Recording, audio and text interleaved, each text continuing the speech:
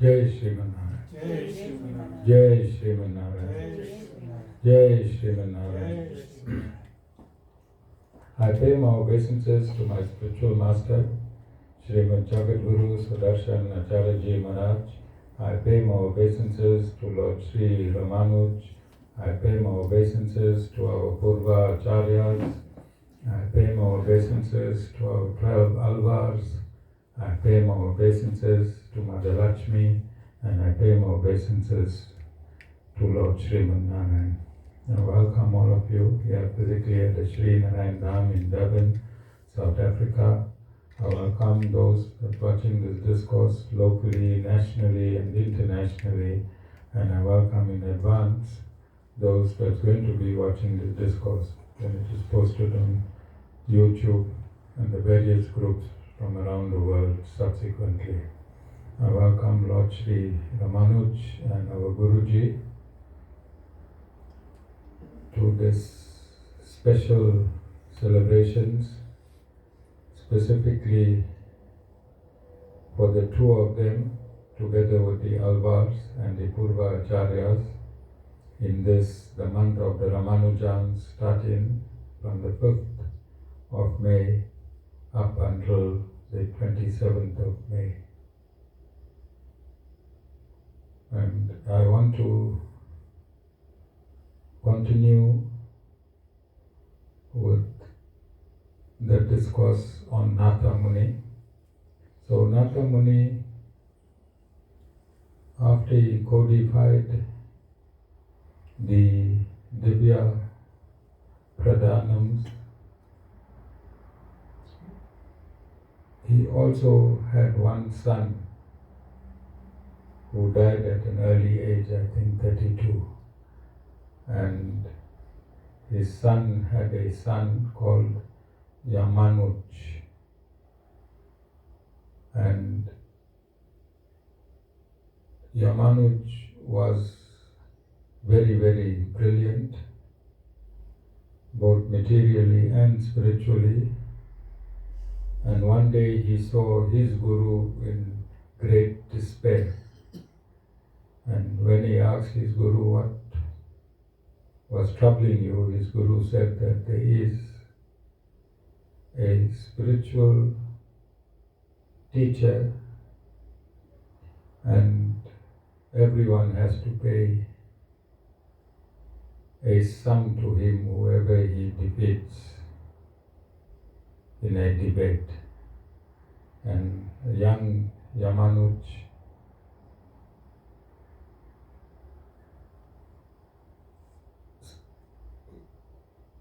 told his guru that you don't worry, I will go and sort this person out. So he went to this great debater and he asked for a debate. And this was in the king's palace, in the king's domain. And Ramanuj won the debate, and the queen was so impressed with his skills that the queen gave him half the kingdom. And upon attaining half the kingdom,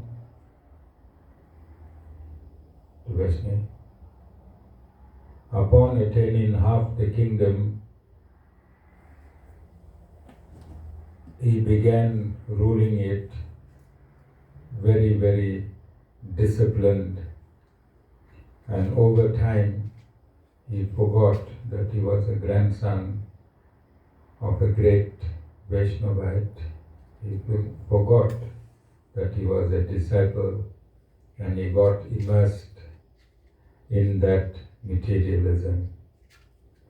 So Natha Muni had many disciples, and before he passed on, he asked one of his disciples to ensure that his grandson was brought into the fold.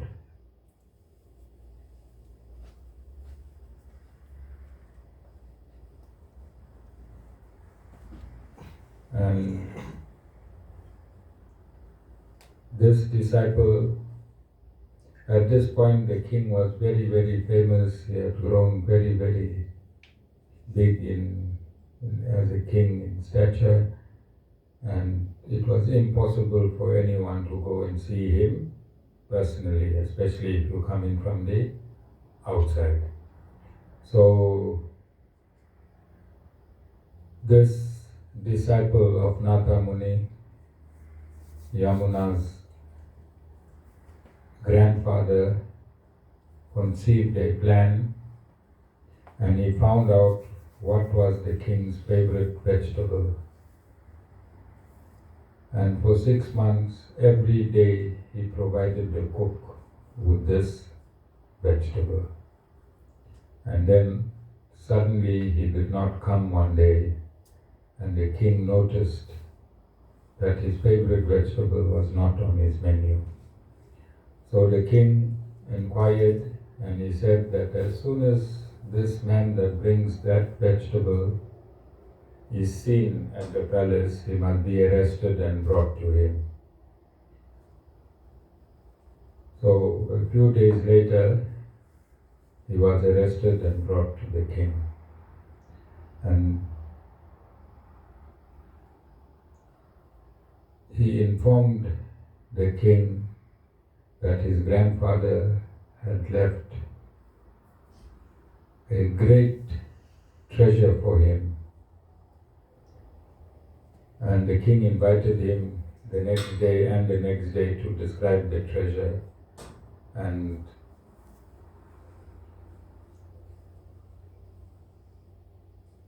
after many, many days, weeks and months,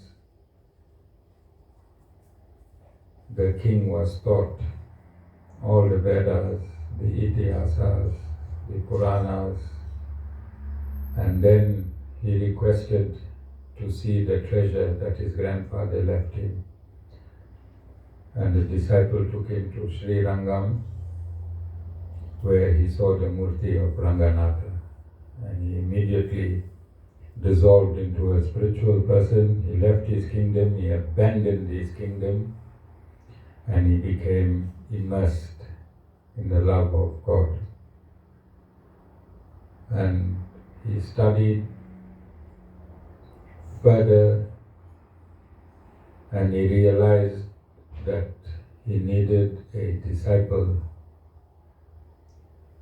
to carry out and forward the mission of bringing the teachings of Vishesh Advaita into proper scriptural existence. And he desired for that disciple, and he was taken to Kanchipuram on a particular day, and he was shown Lord Ramanuj, who still had his first guru. And when he saw Lord Ramanuj, he instinctively knew that it would be Lord Ramanuj that would take the mission forward. And that was the only time he saw his disciple, but his disciple did not see him. And he went back to Sri Rangam, he continued, he did, I think he translated 18 verses of the Gita, of the Bhagavad Gita, and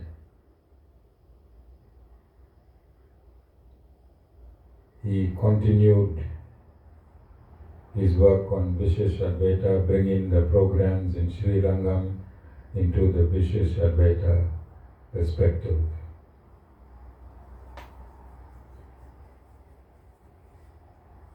He passed on before meeting Lord Ramanuj, and when Lord Ramanuj eventually went to Sri Rangam on the day that he passed on, he found his Guru's soul had already left his material body. I want to go back to this story of Yamanu Acharya, but before I go there, I want to discuss again discipline when it comes to commenting on social media. I think somebody has to do it, and I think people that are rude, people that are blasphemous, people that have no respect should not be on social media watching a spiritual or a religious discourse. I have not invited anyone on TikTok, neither have I invited any friends on Facebook. And these are the two social media platforms that I use. If you do not like what you are hearing, and I have not invited you, you have invited yourself onto my page, then instead of making yourself a fool and an idiot by commenting on matters that you do not know, I humbly request you to leave.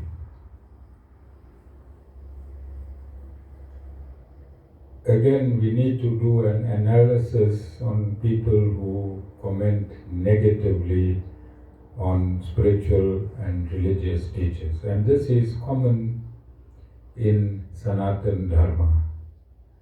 I have yet to see somebody commenting negatively to a pastor. I have yet to see somebody commenting negatively to a Molana who is a Muslim, to a pastor who is a Christian. I have not seen a Christian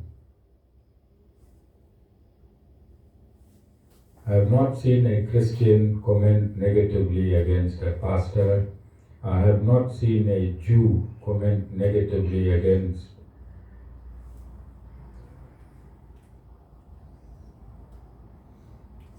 They're always disturbing me.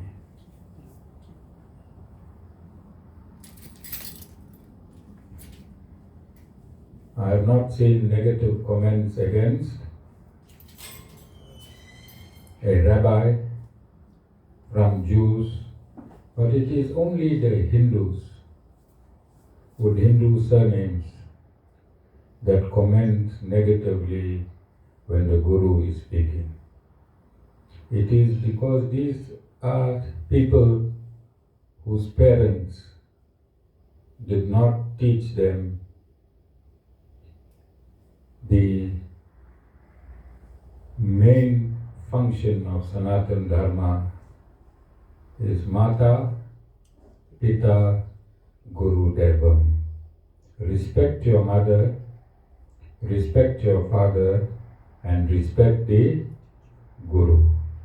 These people's parents did not teach them, so they do not respect their mother, they do not respect their father, and they do not respect the Guru.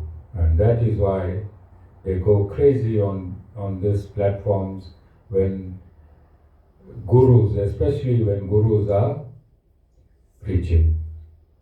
It shows their character, it shows their upbringing, and it shows their stance in society. Anyone should not be commenting negatively on any religious leader. It is a total mark of disrespect. You shouldn't be condemning a pastor, you shouldn't be condemning a Molana, you should not be condemning a Guru, you should not be condemning a priest or a Pandit. What would you teach your children? What are you teaching your family whilst you're commenting whilst you're commenting negatively and adversely on the Guru, what is the discipline in your house? What culture, what ethics do you have? What morality do you have? When you just go out and just comment wildly, what type of a person are you? A person that is born to be a respectful person, to respect God. If you respect God, then you have to respect the Guru. You have to respect religious leaders. And this is the downfall of Sanatana Dharma. These animals, because even you notice I have animals in this ashram, all types of animals, and I even had donkeys. But they showed absolute respect for the Guru, didn't they? Nilendra, you here, Dana, you here from a long time. I had donkeys, I had goats, I had geese, I got 2 cows, I got 2 dogs. These animals have total respect for the Guru, for humanity. Look, I think you must screenshot these people that are commenting negatively for no reason, because my discourse is on spirituality at this point in time. I saw one comment on Facebook yesterday. Somebody said, I want to debate with you. Okay? And I'm just saying, what type of person would want to debate with a Guru? What type of person would want to debate with a Guru? As I said, you won't find this in Islam, you won't find this in Christianity, you won't find this in Judaism, you won't find this in any religious parameter, but it's just Hindus. It is Hindus that will attack. And this is why they are in that state of life. They may be millionaires, they may be billionaires, but they are pathetic people. They are pathetic people.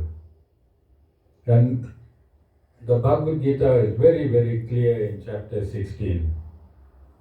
Very, very clear in chapter 16.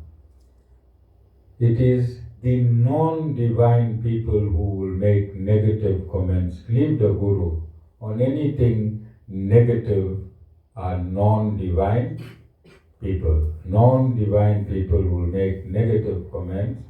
Divine people will either make divine comments or no comments at all. So these animals that come on my page from time to time, trying to attack my mission, trying to derail my mission, I am prepared to answer any question. I am prepared to answer any question. In fact, I am here for the non-divine. I cannot convert the converted. I cannot convert the converted. The divine people are converted already. I am here to convert the non-divine. But there has to be an understanding and a way. As I said, if they are talking to the Guru in that manner, then they are talking to the wives in the same manner, they are talking to the mother in the same manner, they are talking to the sisters in the same manner, because it's not an instantaneous thing just to attack a Guru. It has to be part of your character, and character begins at home. Character begins when your children, when your parents rear you. And it means your parents were exactly the same. That is why you had no opportunity of reading the scriptures. If your parents were not the same, you would have been affluent in the Bhagavad Gita and you would have understood that it is blasphemy to attack any religious leader. It does not have to come from your religion. Any religious leader, it is a sin to attack a religious leader. It shows your culture, it shows your family. However you blaspheme is a reflection on yourself and your family, your parents, your grandparents, and how you were brought up this way.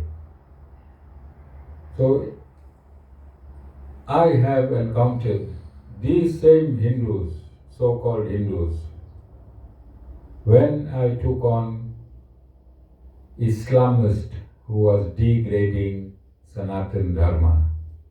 I didn't see them anywhere. When I took on pastors that were degrading Sanatan Dharma, you won't find them anywhere. They are gutless, they are spineless. When we go in onto the real fight, when we go in onto the real field, you don't find this spineless, this gutless, this shameless people who comment negatively on social media. You don't find them anywhere. So again, I'm reiterating, I did not invite you. You invited yourself on all my social media platforms. Please remove yourself if you do not like what I am offering. Like if you go to a bakery and you do not like a product, don't eat that product and then complain. If you're watching me, it's just like you eating that product and then you are complaining. Leave this platform. This platform is not for you. When you grow up, when you incarnate in another lifetime, when your parents teach you how to be respectful, when your parents teach you discipline, when your parents teach you ethics and morality, then I'll still be here. Gurus are eternal. We are here life after life after life. When you qualify to be on my platform through respect and dignity, then you can comment and then I will entertain you. But for now, we will not entertain you. There's nothing the Guru is going to do for you. You're only making yourself a fool. Look at who you are. Go onto the Guru's website, go onto the Guru's platform and see who the Guru is. And then you'll understand that you simply bring in the name of your family, your mother, your father, your grandparents, your wife, your daughter, your children. You bring in their name into disrepute because this is who you are. And if you are like this, it's a natural reflection that they are also exactly like this. So I did this exact same thing. I cleaned up Facebook when I joined Facebook in 2015. It had animals like these animals. There was pornography on Facebook when I joined Facebook, Vasan. Maybe you're upset with me because it's not there anymore. And I made the same declaration. My children told me, Dad, don't take your satsang onto Facebook. I was one of the first trendsetters in the world to bring satsang onto Facebook. Other ashrams and temples were afraid because it was mixed with pornography. I said I am going onto Facebook, and one day there will be no pornography on Facebook. And true to my word, pornography exited Facebook. It's not even on Google. You can't find it anywhere, Dana. How much you look. I don't know, you joined social media for pornography, but you can look and look and look. You're not going to find it anywhere. And similarly, all these demonic negative commentators, I'm starting something, I started it yesterday. I'll continue. If they come on my program and if they are not decent, then I'll show the reflection of the indecency in the family, because it's the parents that made them indecent. So we know now from the comments who they are in society. So going back to Ramanuj Acharya, we share a lot of similarities. I grew up in a shrine. I got immersed into the material world. I forgot all the teachings of the shrine. I became an atheist for many years of my life. And my Guru found me. He recomputed me to spirituality. And like Nata Muni gave his mission to Ramanuj Acharya, and Ramanuj Acharya gave his mission to Lord Ramanuj, I was given my Guru's mission by my Guruji to me. Look where I am situated. Where am I situated?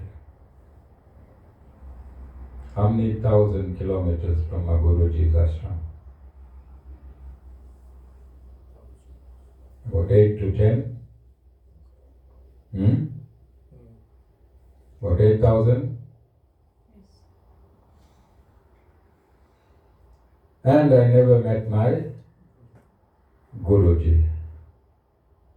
And you can go on social media and see evidentially who the Guru Swami Sudarshan Acharya Ji Maharaj handed the mission to. You can evidentially see who his mission was personally handed to. My Guruji's mission has been handed to me personally. And I've become his most successful disciple in the past 11 years. I've achieved everything that he instructed me to do. I've achieved everything in the 11 years that he instructed me to do. And that has made a historical record in this country. By achieving my Guru's instructions, the Sri Narayan Dham made history in South Africa and continues to make history in South Africa, does it not? Yes.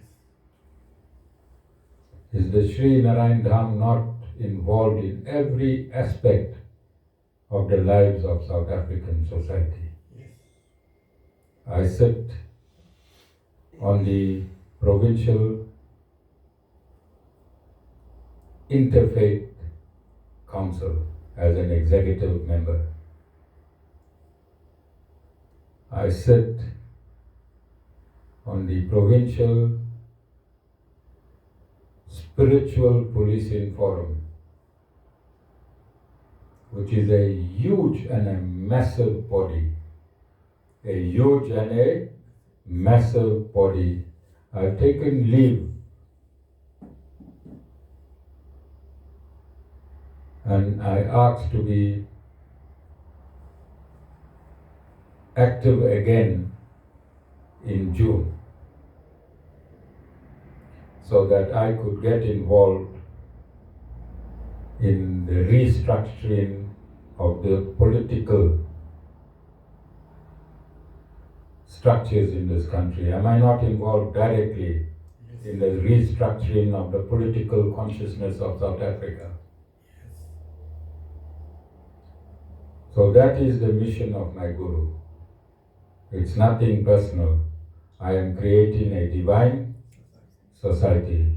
Go and look from the 3rd of March. Go on my TikTok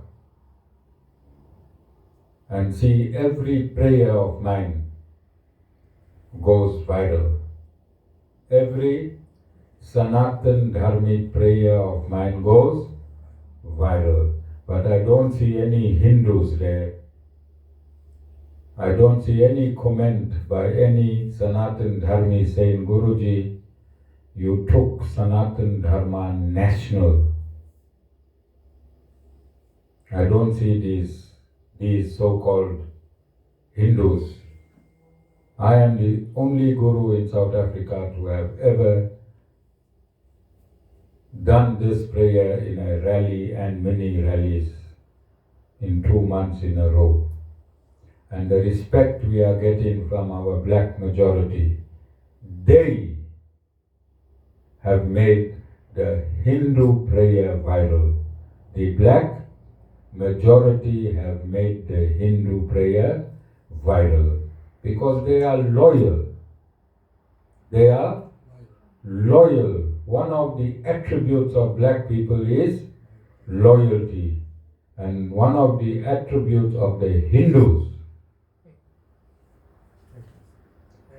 they have a knife behind your back. You understand? So I have, as a Sanatan Dharma Guru, I have millions of followers.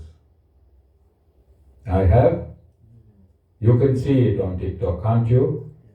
Yes, every day hundreds are following the Guru. So I am not worried about these riff-raff commentators.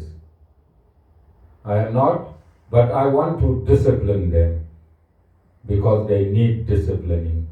How I took pornography out of Facebook, I'm going to take these demons out of social media. What social means? Social, when we use the word social, what it means? Components of society. When we say social, should it have a negative impact or a positive impact? People come in on social media with negativity. What should we do to them? We should make sure that they are embarrassed, named and shamed. They are embarrassed, named and shamed. So every day I'm going to go on TikTok, and as soon as I get a hands up from my TikTok camera person, then it means somebody is commenting negatively, then I'll whack the living daylights out of that person.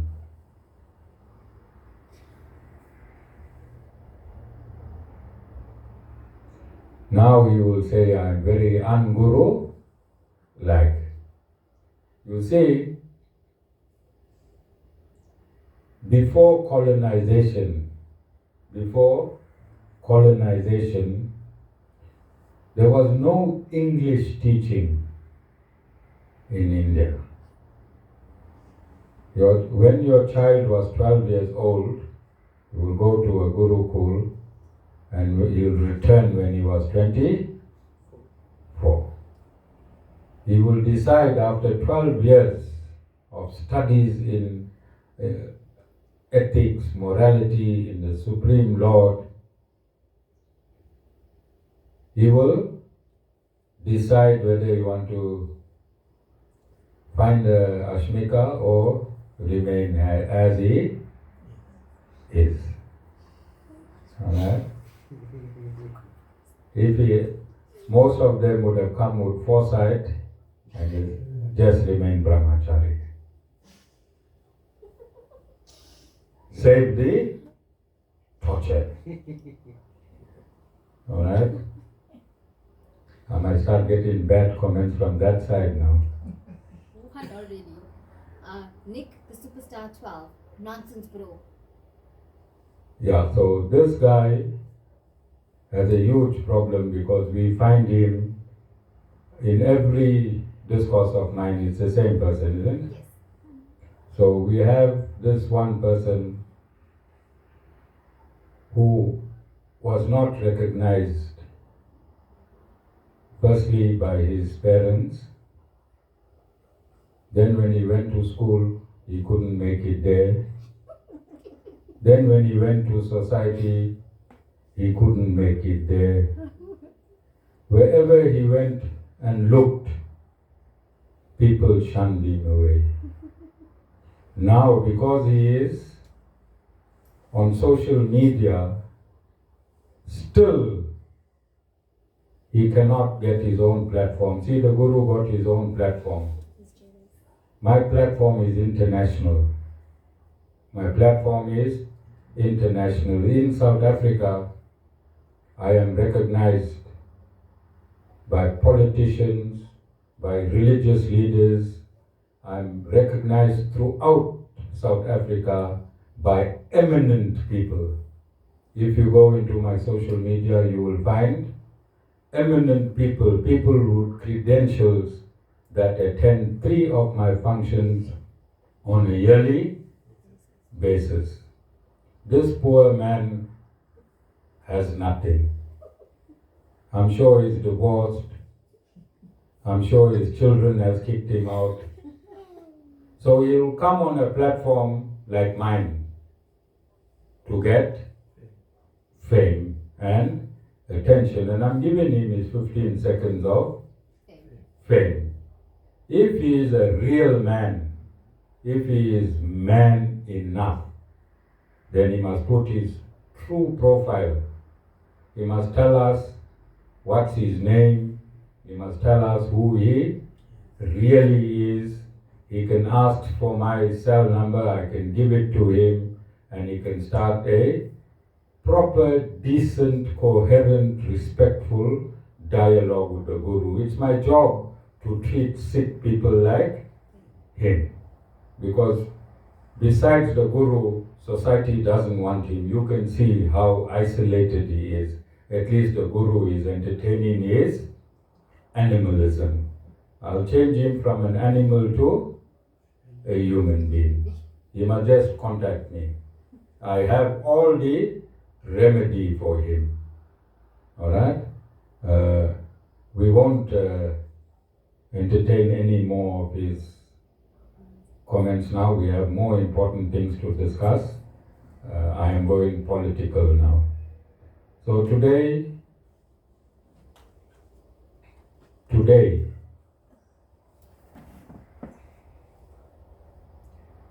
the unseen hand of state capture once again revealed itself today,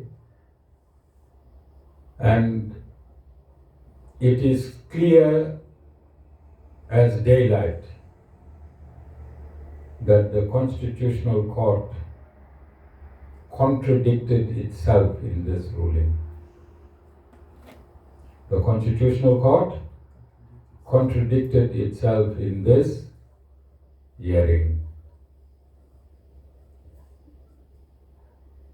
They are showing that President Zuma is their enemy. They are revealing that President Zuma is their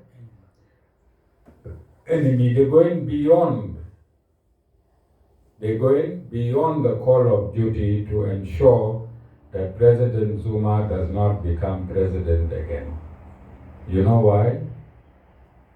As soon as President Zuma becomes president, what happens to Mr. Zondo? And what happens to all those judges that are with him? So they are protecting themselves by ensuring that Zuma never becomes president. But I'm going to give you a little secret. President Zuma is more intelligent than all the Concord judges put together, with all their masters, their degrees, their years in law. President Zuma has always been 100 steps ahead of them. So President Zuma never say in any of his rallies or wherever he spoke or interviews that I want to go to Parliament. Has anyone heard President Zuma personally stating that he wants to go to Parliament? No. Did anyone hear that he ever stated he wants to be president of the country? You understand?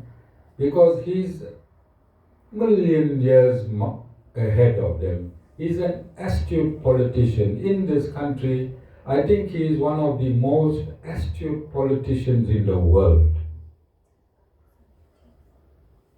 Ashmika, you can't do that on this one. He is one of the most astute politicians in the world. The world is recognizing him now. People from around the world is understanding.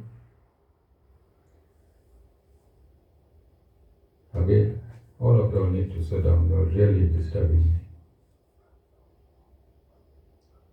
The world is now understanding the plot against President Zuma started in the 1990s. Yes? And slowly the plot is being revealed. So I'm going to appeal to you, and this is what they wanted to do. They wanted to confuse the masses. Because if they say President Zuma cannot be a president anymore, then what's going to happen? Then the masses will get discouraged and they might think that MK does not exist anymore. So that has never been the case. President Zuma said when he joined MK that I am still a member of the ANC, but I will be campaigning for MK. He did not say I will be standing for president of this country, neither did he say I want to go to Parliament, because before he made this announcement, he already knew that we're going to go for a trademark case. So he would have had 5 plans for that. That's how President Zuma moves. Always 5 steps ahead of anyone. So he knew, he would have known the trademark case would have went either way, and he would have already had a plan B, plan C, plan D, and a plan E. With the trademark case, he would have known of the IEC case. He would have already had plans for the IEC case. He would have known that his greatest enemy is the President and the Concord. And the Concord is not independent of Zondo. And the relationship between Ramaphosa. All these are known things, I'm telling you. These things are on social media, these things is in the media. You can go and find it. So President Zuma still has all the 4 aces up his. Don't despair. Don't despair. We're not following any Tom, Dick, and Harry. We are following the most professional and intelligent politician that is existing in the world today. I'm not even going to say South Africa. I want to repeat this, Ashmika. Make sure you cut it and put it on TikTok. President Zuma is one of the most astute and professional politicians at the age of 82. His mind is sharper than all the politicians in the ANC put together, and all the judges in the Constitutional Court, all of them put together. President Zuma collectively will outsmart both these entities together with the IEC. Together with the IEC. MK is going to surprise you. President Zuma kept all his cards close to his chest. No other leader has been mentioned yet. Yes? He has not mentioned anyone else yet. This campaign has been run solely and independently on the face of President Zuma. What it tells you, if one man, without listing his army, if one man takes on the entire ANC and outsmarts them, then he takes on the IEC and he outsmarts them. What does this tell you about the intellect of this personality? And remember, it's one man. All of them are after one man. And I think that's the mistake that they are making. That's the mistake they're making when all of them are putting the resources against one man, President Zuma. They couldn't kill him in his shower. They tried and they failed. They failed in the electoral court. They failed in the trademark case. The only option they had to send this case to the Constitutional Court, because that is the only place where there was bias against him. You understand? So now with this ruling, every South African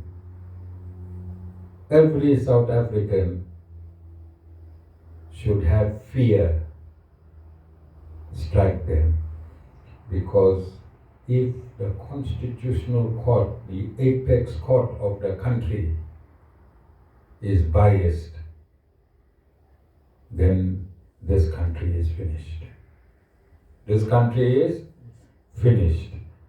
The rogues can roam around freely. The rogues, the thieves, the rogue government can do as it pleases, because the highest court on the land will free them. It doesn't matter who arrests them.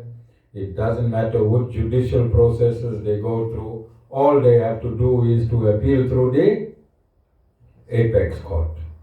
And whatever happens will favor the white monopoly capitalist. If the ANC remains in power for the next 5 years, and the white monopoly capital, this is the first time, this is the first year that they have been exposed properly to the public, yes? Yes. Most of South Africans, 90% would have, for the very first time in their life, have heard of the word white monopoly capital, yes? And for the first time they are realizing that it is not the black government that is ruling this country, it is these 6 white monopoly capital that is ruling this country. Now it has become a reality. When a rogue knows that he is exposed and he won't be able to steal again, if you give him 5 years, what do you think he's going to do? There will be nothing left in this country if the ANC continues to be in power, because these rogues will triple their effort. They were stealing from the back. Now we know who they are. They're going to steal from the front.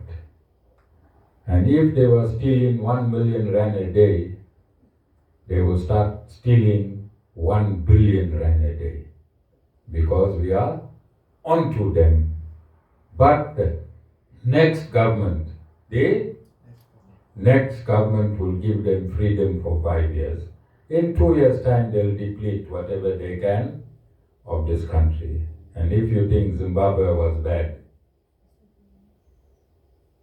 you're going to suffer. This is how critical it is to make sure that the ANC do not govern alone.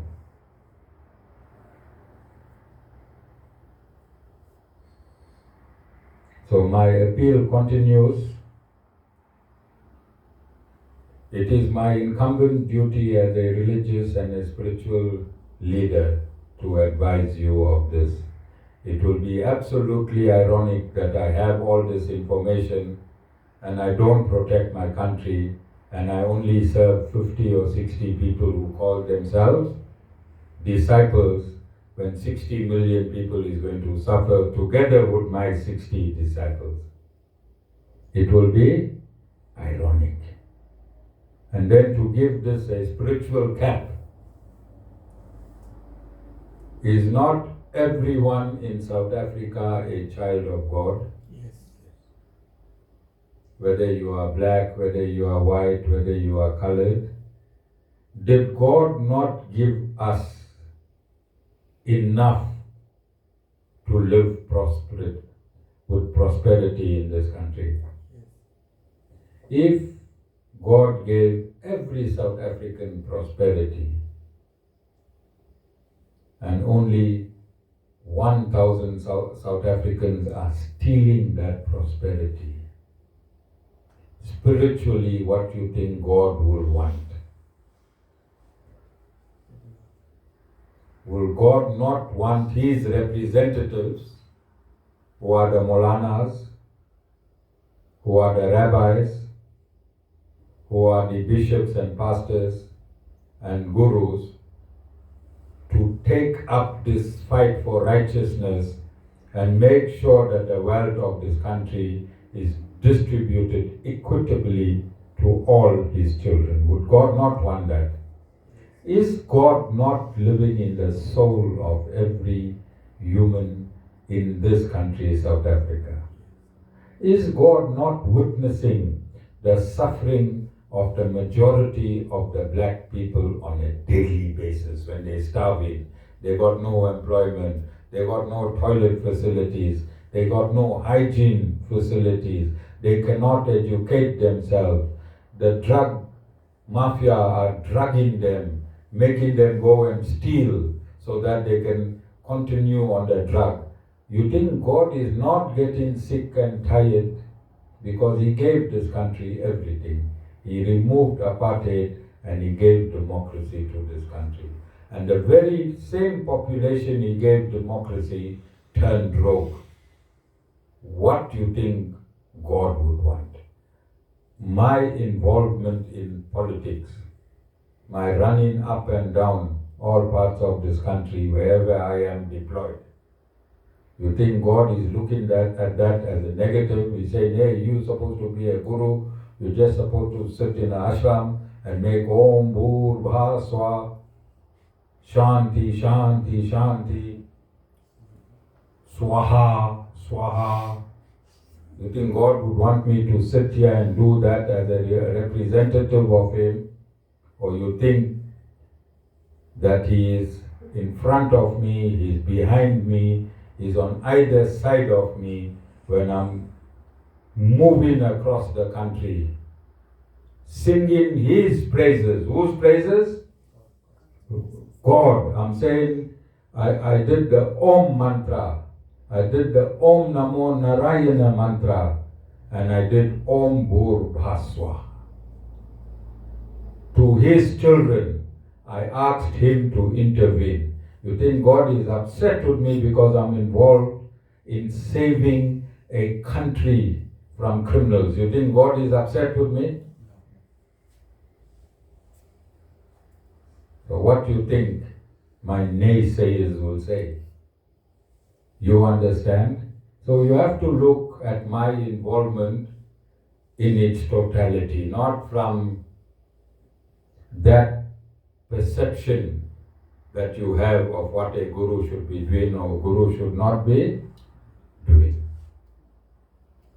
So I'm going to have immediately after this, we're going to have a 3-minute meeting and then we'll go to Aarti. Jai Shri Narayana.